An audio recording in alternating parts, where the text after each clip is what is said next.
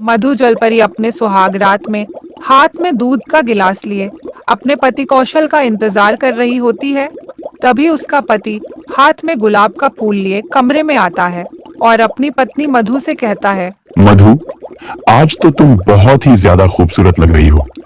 शादी के इस जोड़े में तुम इतनी खूबसूरत लगोगी, मैंने तो कभी सोचा भी नहीं था। पूरी शादी में मेरी नजरें तुमसे हट ही नहीं रही थीं। सच में मैं बहुत खुशकिस्मत हूँ जो मुझे तुम्हारे जैसी पत्नी मिली। आप भी ना कौशल जी, आप तो बेकार में ही मेरी इतनी तारीफ किए जा रहे हैं। मैं इतनी भी खास नहीं हूँ। मुझे लगता है आप मुझे खुश करने के लिए ऐसा कह रहे होंगे, है ना? नहीं मधु, ऐसी कोई बात नहीं है। मैंने जो भी कहा ये सब मेरे दिल से आ रहा है तुम्हारे लिए। अच्छा कौशल जी, ये लीजिए दूध, पी लीजिए वरना ये ठंडा हो जाएगा। कौशल जैसे ही मधु का दिया हुआ दूध पीता है, अरे मधु, मुझे अजीब सा क्यों लग रहा है? ऐसा लग रहा है जैसे मेरी आंखों के आगे अंधेरा छा रहा है। मेरी पलकों को भारी भारी सा महसूस हो रहा है। अचानक से मुझे बहुत जोर से नींद आने लगी है मधु। कोई बात नहीं कौशल जी, आप सो जाइए। सॉरी मधु, हम दोनों कल सुबह बात करेंगे। अभी मुझे बहुत जोर से नींद आ रही है। कोई बात नहीं कौशल जी, आप सॉरी मत बोलिए। मैं थोड़ी कहीं भागी जा रही हूँ। हम दोनों सुबह आराम से बात करेंगे। अब आप आराम से सो जाइए, आप बहुत थक गए होंगे। ठीक है मधु, तुम भी सो जाओ। तुम भी बहुत थक गई होगी। Good night. इतना कहकर कौशल गहरी नींद में सो जाता है। चलो, कौशल तो सो गया, अब मुझे अपने असली काम पर फोकस करना चाहिए। मधु कौशल के घर से सारे पैसे, गहने जवाहरात लेकर फरार हो जाती है। वह अपने चोर साथियों के साथ ट्रेन से किसी दूसरे शहर चली जाती है। अगले दिन जब कौशल की नींद खुलती है तो उसकी आंखें फटी की फटी रह जाती हैं। कौशल देखता है कि सारा सामान इधर उधर बिखरा पड़ा है। उसे समझ आ जाता है कि घर में चोरी हुई है। अरे, ये सारा सामान ऐसे क्यों बिखरा पड़ा है? हो ना हो, जरूर घर में कोई चोर घुसा होगा। उसी ने सारे सामान को ऐसे बिखेरा होगा। अरे, मैं तो भूल ही गया, ये मधु कहाँ गई? लगता है नहा रही होगी। कौशल पूरे घर में मधु को ढूंढता है, लेकिन मधु तो पैसे लेकर फरार हो चुकी थी। माँ, आपने मधु को कहीं देखा है क्या? मैंने उसे पूरे घर में ढूंढा, लेकिन वह कहीं नहीं मिली। और माँ, आपको पता है, हमारे घर में रात को जरूर चोरी हुई है। सारा सामान बिखरा पड़ा है। मुझे लगता है चोर ने ही मधु को किडनैप किया होगा। तू तो एकदम बेवकूफ है बेटा। मुझे तो उस लड़की पर पहले से ही शक हो रहा था। कल रात वो मेरे लिए भी दूध का गिलास लेकर आई थी। जैसे ही मैंने दूध पिया, मेरी कब आंख लग गई मुझे पता ही नहीं चला, और सीधा अभी मेरी नींद खुल रही है। तेरी मधु चोरी के इरादे से यहाँ बहू बनकर आई थी। उसका काम हो गया और वह सारे गहने और पैसे लेकर फरार हो गई। मेरे पुराने पुश्तैनी जेवर तक ले गई। मधु जलपरी ऐसा ही करती थी। वो अमीर लड़कों को अपने प्यार के जाल में फंसाती और उनसे शादी कर लेती, और सुहागरात वाले दिन दूध के गिलास में नींद वाली नशीली दवा मिला देती, जिससे सभी घर वाले बेहोश हो जाते और वो चोरी करके फरार हो जाती। आज तो मजा ही आ गया। ये वाला दूल्हा तो सबसे ज्यादा अमीर था। इसके घर से पूरे 50 लाख की चोरी की है हम लोगों ने। वाह, ये तो अब तक की सबसे बड़ी चोरी है। देने वाला जब भी देता है, छप्पर फाड़ के देता है। अभी तो बस ये शुरुआत है, आगे आगे देखो होता है क्या। मधु अगले शिकार की तलाश में होती है। तभी उसे एक रेस्टोरेंट में एक अमीर लड़के से मुलाकात होती है।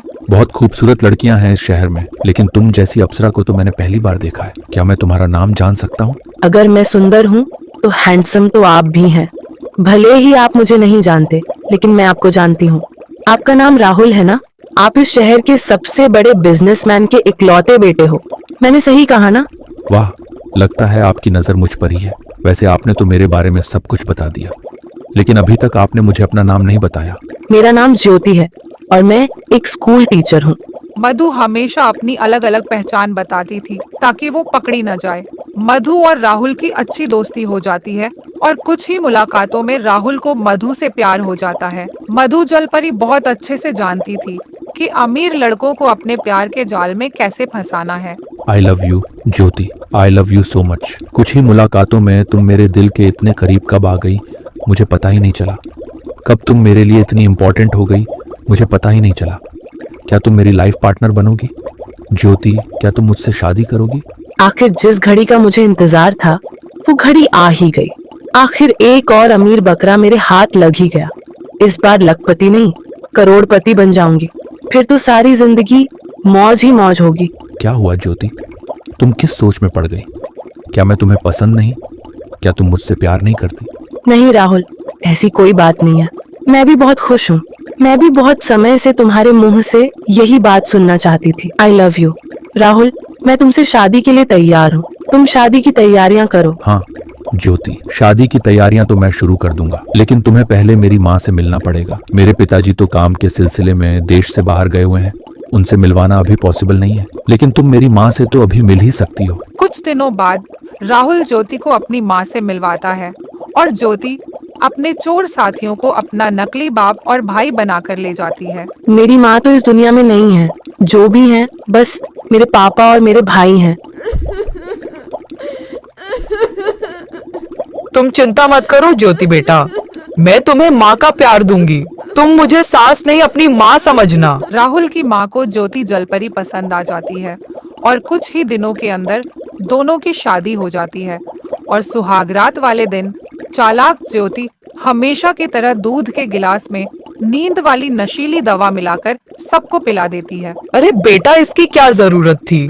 तुम राहुल के कमरे में जाओ, राहुल तुम्हारा इंतजार कर रहा होगा। और तुम मेरी चिंता मत करो बेटा, तुम ये दूध इतने प्यार से लाई हो तो मैं इसे जरूर पीऊंगी। और फिर ज्योति जलपरी राहुल के कमरे में चली जाती है। यार ज्योति, तुमने कितनी लेट कर दी।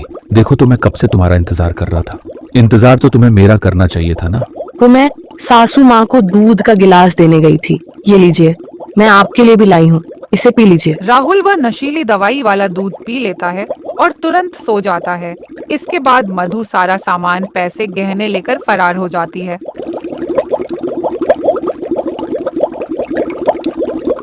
जब अगली सुबह राहुल की नींद खुलती है तो वह पूरे कमरे को देखकर हक्का बक्का रह जाता है। अरे ये सब क्या हो गया? ज्योति, और ज्योति कहाँ है? लगता है घर में कोई चोर घुसा था, सारा का सारा सामान चुरा कर ले गया। तभी राहुल की माँ कमरे में आ जाती है। तेरी वो ज्योति चोरनी निकली, पूरे घर का सारा सामान लेकर गायब हो गई। मैंने पूरे घर में देख लिया, वो मुझे कहीं नहीं मिली। हमारे साथ तो बहुत बड़ा धोखा हुआ है। राहुल और उसकी माँ पुलिस स्टेशन अपनी शिकायत लेकर जाते हैं। इंस्पेक्टर साहब, आप जल्द से जल्द उस फ्रॉड जलपरी को पकड़िए। ये लीजिए उसकी तस्वीर। आप प्लीज उसे जल्द से जल्द पकड़िए। अगर उसे पैसे चाहिए थे तो मुझसे मांग लेती, मैं अपना सब कुछ खुशी खुशी दे देता, लेकिन उसने मेरे दिल के साथ खेला है। आप उसे कड़ी से कड़ी सजा दीजिएगा। देखिए राहुल जी, आप चिंता मत कीजिए, मैं उसे जल्द से जल्द पकड़कर आपके सामने लाऊंगा। आप बस हम पर भरोसा रखिए। मेरे पास एक प्लान है जिससे वो फ्रॉड जलपरी खुद हमारे पास खींची चली आएगी। संदीप नाम का एक पुलिस ऑफिसर अपना भेष बदलकर अमीरों के क्लब और पार्टियों में जाता है, जहां एक रोज उसकी मुलाकात उस फ्रॉड जलपरी से होती है।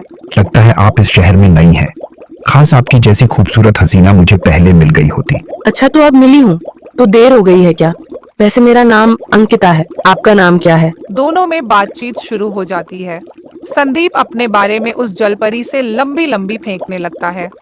जलपरी संदीप की बातों में आ जाती है और उसके पैसों के लिए उससे शादी करने को तैयार हो जाती है।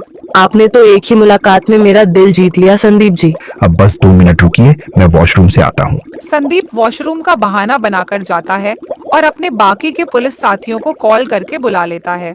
थोड़ी ही देर में पुलिस आ जाती है और उस फ्रॉड जलपरी को रंगे हाथ पकड़ लेती है। साथ में राहुल भी आया हुआ था।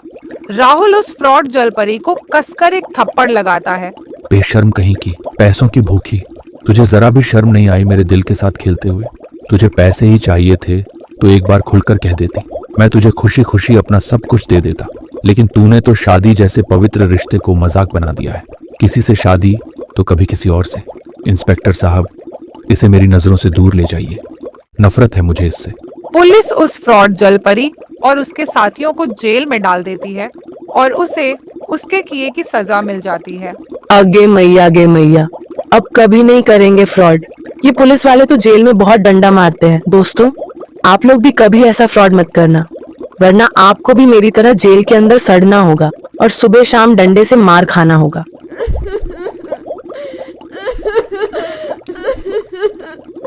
तो कैसी लगी दोस्तों आपको लुटेरी जलपरी की कहानी? हमें कमेंट्स में बताइए। और अगर आप हमारे चैनल पर नए हैं तो हमारे चैनल को सब्सक्राइब करें और बेल नोटिफिकेशन दबाना न भूलें। गहरे समंदर के अंदर गुड़िया जलपरी अपने बाबा मनोज, माँ कोमल और छोटे भाई रवि के साथ रहती थी। गुड़िया के बाबा को लकवा मार गया था, जिस वजह से वे चल फिर नहीं पाते थे। गुड़िया की माँ घर चलाने के लिए घर घर जाकर सफाई का काम किया करती थी, जिससे उनकी रोजी रोटी चलती थी। इतनी मुसीबतों के बाद भी कोमल अपने बच्चों को अच्छे स्कूल में पढ़ाती थी। मेरे प्यारे बच्चों, तुम दोनों तो जानते ही हो कि घर के हालात कैसे हैं। मैं पाई पाई जोड़कर तुम्हें अच्छे स्कूल में पढ़ने भेजती हूँ। मेरा सपना है कि तुम दोनों अपनी जिंदगी में खूब आगे बढ़ो और मेरा और बाबा का नाम रोशन करो। माँ, आप चिंता मत कीजिए, मैं और रवि आपको कभी शिकायत का मौका नहीं देंगे। हम दोनों भाई बहन खूब मन लगाकर पढ़ाई करेंगे। देखना माँ, एक दिन आपको हम दोनों पर बहुत गर्व होगा। काश आज मैं ठीक होता और चल फिर पाता तो तुम दोनों को स्कूल छोड़ने जा पाता। कैसा अभागा हूँ मैं जो तुम लोगों पर बोझ बनकर पड़ा हूँ। काश मैं तुम लोगों के किसी काम आ पाता। आप ऐसा मत सोचिए गुड़िया के पापा, आप आज हमारे साथ हैं, इतना ही हमारे लिए बहुत है। भगवान ने चाहा तो आप जल्द ही ठीक हो जाएंगे। बस भगवान पर भरोसा रखिए। गुड़िया दीदी, स्कूल का समय हो गया है, अब हमें स्कूल के लिए निकलना चाहिए। हाँ बच्चों, अब तुम दोनों जाओ, अच्छे से जाना और खूब मन लगाकर पढ़ाई करना। इसके बाद दोनों बच्चे स्कूल की ओर चल देते हैं। कुछ दिनों तक सब कुछ अच्छा चलता है। कोमल घर का खर्च चलाने के लिए सफाई का काम करती थी और दोनों बच्चे मन लगाकर स्कूल में पढ़ाई करते थे। लेकिन एक दिन बाबा की तबीयत अचानक बहुत खराब हो जाती है और उनकी मृत्यु हो जाती है। बाबा के जाने के बाद गुड़िया की माँ पूरी तरह से टूट चुकी थी। अब गुड़िया की माँ ने भी बिस्तर पकड़ लिया था। पति के गुजरने का गम उन्हें अंदर ही अंदर खाए जा रहा था। घर की ऐसी हालत की वजह से गुड़िया पढ़ाई छोड़ देती है और घर घर जाकर सफाई का काम करने लगती है। गुड़िया दीदी, अगर आप स्कूल नहीं जाओगी तो मैं भी स्कूल नहीं जाऊंगा। मैं भी काम में आपकी मदद करूंगा। मैं भी सफाई का काम करूंगा। मैं भी घर घर जाकर बर्तन धोऊंगा। नहीं रवि, तुम पढ़ाई मत छोड़ो। तुम्हें याद है ना, हमारे माँ बाबा का सपना है कि हम अच्छे बच्चे बनकर जिंदगी में कामयाब हों। लेकिन अभी घर के हालात ने मुझे स्कूल छोड़कर काम करने पर मजबूर कर दिया है। लेकिन इसका मतलब यह नहीं कि तुम भी पढ़ाई छोड़ दो। तुम खूब मन लगाकर पढ़ाई करो।